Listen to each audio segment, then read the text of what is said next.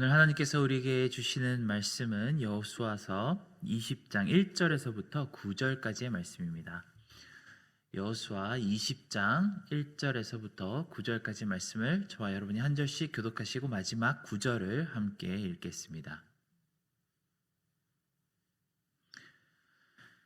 여호와께서 여호수아에게 말씀하여 이르시되 이스라엘 자손에게 말하여 이르기를 내가 모세를 통하여 너희에게 말한 도피성들을 너희를 위해 정하여 부지 중에 실수로 사람을 죽인 자를 그리로 도망하게 하라. 이는 너희를 위해 피의 보복자를 피할 곳이니라. 이 성읍들 중 하나에 도피하는 자는 그 성읍에 들어가는 문 어귀에 서서 그 성읍의 장로들의 귀에 자기의 사건을 말할 것이요 그들은 그를 성읍에 받아들여 한 곳을 주어 자기들 중에 거주하게 하고 피의 보복자가 그의 뒤를 따라온다 할지라도 그들은 그 살인자를 그의 손에 내주지 말지니 이는 본래 묘함이 없이 부지 중에 그의 이웃을 죽였음이라. 그 살인자는 회중 앞에 서서 재판을 받기까지 또는 그 당시 대제사장이 죽기까지 그 성읍에 거주하다가 그 후에 그 살인자는 그 성읍 곧 자기가 도망하여 나온 자기 성읍 자기 집으로 돌아갈지니라 하라 하시니라. 이에 그들이 납달리의 산지 갈릴리 게데스와 에브라임 산지 세겜과 유다 산지 기럇 아르바 곧 헤브론과 여리고 동쪽 요단 저쪽 르이벤 지파 중에서 평지 광야의 베셀과 갓 지파 중에서 길랏 라못과 므낫세 지파 중에서 바산 골란을 구별하여 함께 읽겠습니다.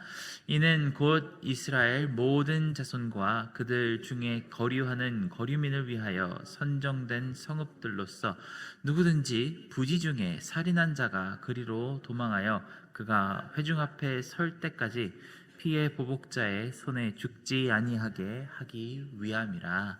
아멘.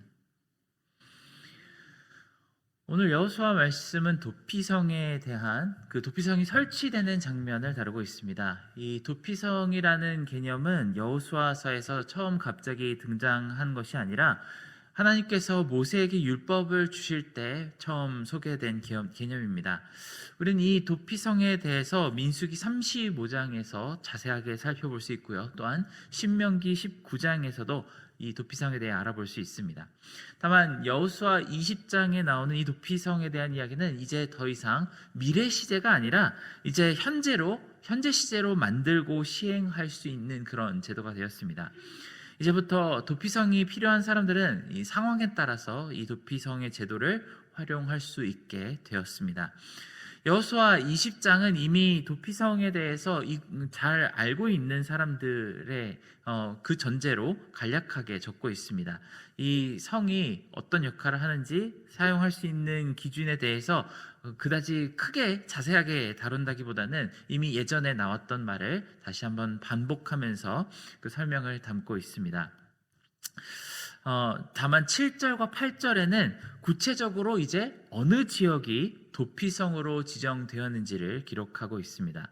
이제 약속의 땅에 살게 된 백성들은 자기가 살게 된 지역에서 어느 도피성이 가장 가까운지를 잘 기억하고 정말 필요할 때 바로 달려갈 준비를 하면 되었습니다.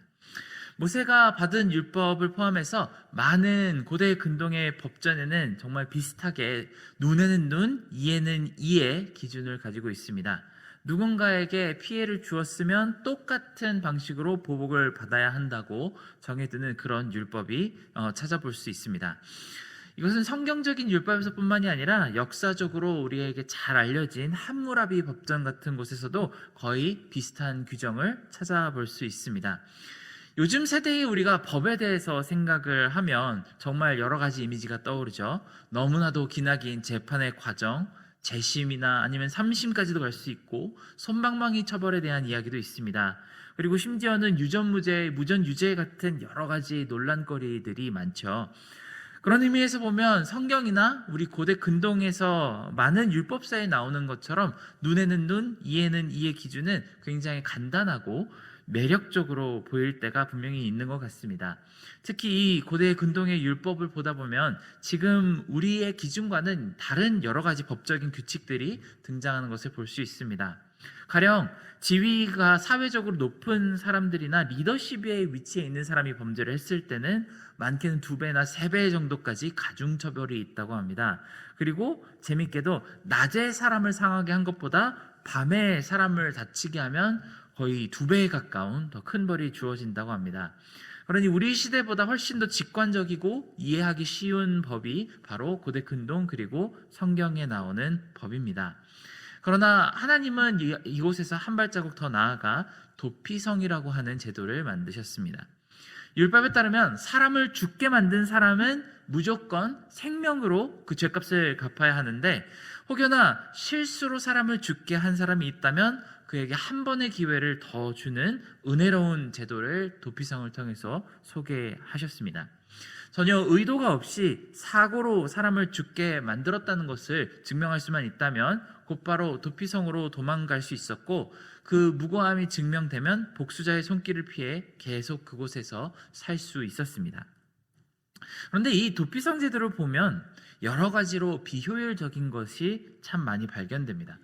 도피성으로 도망할 만한 사람이 그 살인할 의도가 전혀 없다는 그 사실이 밝혀진다면 유가족과 합의를 좀 한 다음에 그를 풀어줘서 원래 자기가 살던 곳으로 돌아갈 수 있게 하는 것이 훨씬 더 효율적이지 않을까요? 그런데 도피성에 들어간 사람은 살인할 의도가 없이 사고로 이런 일이 있었다고 하더라도 계속 도피성에 살아야만 합니다. 만약에 이를 어기고 자기 마을로 되돌아간다거나 도피성 바깥으로 나갔다가 복수자에게 살해를 당한다고 해도 아무런 법적인 책임이 없었다고 합니다. 오직 이들은 도피성 안에 있을 때에만 보호를 받을 수 있었던 것이죠. 이 법은 양면적인 특성을 가지고 있었습니다. 이 도피성은 커다란 감옥이자 보호소의 역할을 했습니다. 그 안에 들어간 사람은 은혜의 보호를 받으면서 동시에 밖으로 나올 수가 없었습니다. 이는 당시 이스라엘 사회에서 치명적인 약점을 가지고 있었습니다. 이제 막 자기 땅을 분배받고 열심히 그 땅을 가꾸고 건물을 올려서 발전을 시켜야 되는 상황인데, 이런 불의의 사고로 도피성에 들어가게 된다면, 그래서 긴 시간을 그 안에서 보내야 한다면 손해가 이만저만이 아니었을 것입니다. 그러니 이 새로운 땅에 사는 사람들은 어떻게 해서든 실수로라도 이웃을 죽이지 않도록 최대한 조심하고 주의를 기울여야 할 충분한 동기가 되었습니다. 그리고 또 한 가지, 이 도피성 제도에는 굉장히 이상한 명령 하나가 있습니다. 바로 오늘 말씀의 6절에 나오는 부분입니다. 그 살인자는 회중 앞에 서서 재판을 받기까지 또는 그 당시 대제사장이 죽기까지 그 성읍에 거주하다가 그 후에 그 살인자는 그 성읍 곧 자기가 도망하여 나온 자기 성읍 자기 집으로 돌아갈지니라 하라 하시니라 라고 되어 있습니다. 살인한 사람이 사실은 실수도 아니고 정말 자기가 아무런 잘못이 없다는 것을 완전히 밝혀낼 때까지, 아니면 대제사장이 죽을 때까지 그 성읍에 거주해야만 한다고 합니다.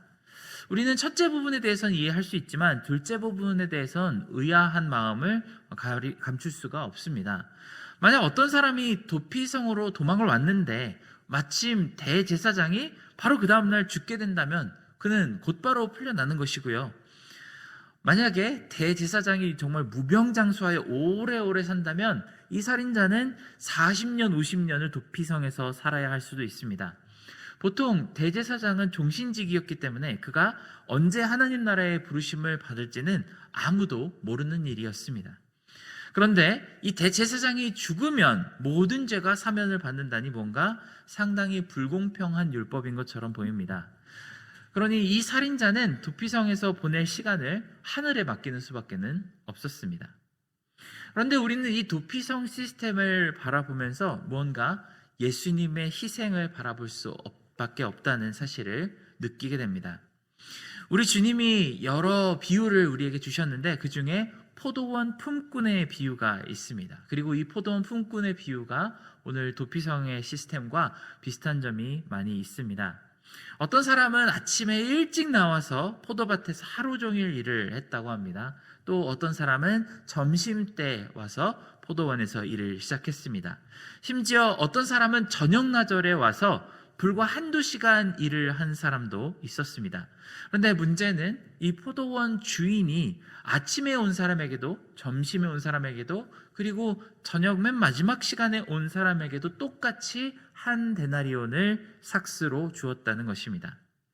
아침에 온 사람은 무언가가 억울해서 나는 아침부터 와서 하루 종일 수고를 하였는데 왜 저 사람과 똑같은 금액을 받느냐고 그렇게 따지는 부분이 있죠. 그리고 저녁에 온 사람은 성경 말씀에는 아무 말이 없습니다. 여기서 포도원 주인의 대답은 자기가 은혜롭기 때문에 모든 사람에게 하루 품삯을 똑같이 주었는데 무엇이 문제냐고 대답을 합니다. 원래 예수님 시대 사람들에게 한 데나리온은 대략 하루치 품삯으로 여겨졌다고 합니다. 그러니 아침에 일찍 온 사람은 원래 자기가 받을 것을 받은 것이고 늦게 온 사람은 자기가 일한 것보다 훨씬 더 많은 돈을 은혜로 받게 된 것이죠. 다만 이 모든 씬에서 억울하게 받을 돈을 못 받은 사람은 단 한 사람도 없습니다. 그러니 포도원 주인에게 불공평하다고 말할 만한 부분은 단 한 군데도 없습니다. 예수님이 이 비유를 말씀하실 때 특별하게 하나님의 은혜에 대한 말씀을 하신 것도 아니고 율법의 비밀에 대해서 말씀하신 것도 아닙니다. 이 말씀을 하실 때 주님은 이 포도원 품꾼의 비유는 마치 천국의 비밀과 같다고 그런 말씀으로 시작하십니다. 그러면서 이 비유의 결론으로 처음 된 자가 나중이 되고 나중 된 자가 처음 된다는 의미심장한 말씀을 남기셨습니다. 오늘 말씀에 나온 이 도피성의 규칙은 이 포도원 품꾼의 비유를 생각하게 합니다. 아마 대제사장의 부고를 듣고 자기 집으로 되돌아가는 사람들 중에서 몇 명은 고작 며칠 도피성에 있었던 사람도 있을 것이고 또 몇 명은 수십 년을 도피성에서 보낸 사람도 있었을 것입니다. 짧게 있었던 사람은 굉장히 운이 좋다고 생각을 할 것이고 오래 있었던 사람은 뭔가 억울하다는 느낌이 들었을 수도 있었을 것입니다. 그런데 여기서 굉장히 중요한 점 하나가 있습니다. 원래 불식간에라도 실수로라도 사람을 죽게 만든 사람은 반드시 생명으로 그 값을 갚았어야만 했다는 사실입니다. 도피성에 들어가 목숨을 건진 사람들은 사실 자기 죄 때문에 생명을 잃어버릴 수밖에 없었던 그런 사람들입니다. 하지만 하나님의 은혜 때문에 목숨을 건지게 되었고 대제사장의 상징적인 죽음으로 인해 자유를 얻게 되었습니다. 이 도피성에 살던 사람들이 내세울 수 있는 공로가 무엇이 있을까요? 자기가 자랑하면서 나는 내 죄값을 다 치루었다고 말을 할 수 있는 그런 자격이 있을까요? 전혀 없을 것입니다. 그저 하나님의 은혜로 그리고 대제사장의 죽음으로 인해 자유하게 되었다는 것 하나밖에는 그들이 놓여질 수 있는 이유가 없습니다. 그러니 도피성에서 자유함을 얻은 사람들은 그저 감사함 말고는 어떤 다른 마음도 가질 수 있는 마음이 없습니다. 이 도피처의 제도는 직접적으로 우리가 예수 그리스도 그리고 하나님의 대제사장의 죽음을 바라보게 만듭니다. 우리가 하나님 앞에서 구원을 받고 자유를 얻게 된 근거는 오직 이 도피성에서 죽음을 당해서 우리를 자유케 하신 예수 그리스도라는 대제사장의 죽음밖에는 없습니다. 현대 시대 같으면은 모범수로 복역을 했다든지 사면을 받는다든지 아니면 보석금을 내고 감옥에서 나올 수 있었지만 이스라엘 시대에서는 단 한 가지밖에 그 도피성이라는 감옥에서 나올 수 있는 명목이 없습니다. 바로 대제사장의 목숨이 그 모든 사람들의 죄를 감당하고 죽었다는 것입니다. 그리고 그들은 이곳에서 나오면서 아무도 불평을 할 수 없습니다. 그 대제사장이 죽어서 모든 사람을 자유하게 만든 후에도 여전히 죄인처럼 그 도피성에 남아있을 수는 없었습니다. 그러니 도피성과 제사장의 죽음은 우리에게 예수 그리스도의 복음을 전합니다. 죄인이 되었던 우리가 자유를 얻게 된 유일한 이유가 있다면 우리의 대제사장이 되신 예수님께서 죽으셨기 때문입니다. 사랑하는 여러분, 우리는 날마다 어떤 말씀을 보든지 복음 앞으로 다시 되돌아갈 수밖에 없습니다. 우리 삶은 혹은 예수 그리스도의 복음과 너무 동떨어진 것처럼 그렇게 보일 때가 많이 있습니다. 이 세상이 운영되는 방식 또한 성경적인 가르침과 참 멀게 느껴질 때가 많이 있습니다. 하지만 우리는 하나님이 정하신 올바른 때에 예수님의 십자가 앞으로 우리를 부르셨음을 인정할 수밖에 없습니다. 가끔 우리는 믿는 사람으로서 이런 생각이 들 수도 있을 것 같습니다. 왜 하나님은 우리를 너무 일찍 부르셔서 신앙생활의 쓴맛을 다 보게 하신 다음에 하나님 나라로 데려가시는 걸까? 왜 또 어떤 사람들은 자기 마음대로 하고 싶은 거 다 하다가 인생 끄트머리에 하나님 진하게 만나서 하나님 나라로 편안하게 데려가시는 걸까? 그렇게 하나님께 캐물어 보고 싶은 순간이 있을 수도 있죠. 또한 우리가 반대로 물어볼 수 있을 것도 같습니다. 왜 어떤 사람은 정말 먼저 하나님을 만나서 그 은혜를 맛보게 하지 않았을까라는 의문이 들 때가 있을 것입니다. 하지만 우리가 언제 하나님을 만났던 우리는 하나님의 은혜를 받을 어떤 자격도 없는 그 상태에서 하나님의 정하신 바로 그 때에 하나님을 만나게 되었음을 고백하기를 바랍니다. 그래서 오직 하나님께서 주신 모든 것 안에는 우리가 감사할 것밖에 없음을 고백하는 시간이 되시기를 원합니다. 오늘 하루 동안 피난처가 되신 하나님께 깊이 감사드리며 우리가 하나님 나라를 묵상하는 그런 시간이 되기를 원합니다. 우리가 십자가를 거듭 묵상하면 묵상할수록 하나님께서 우리 삶 가운데 주시는 은혜가 커다란 은혜가 우리에게 있을 줄을 믿습니다.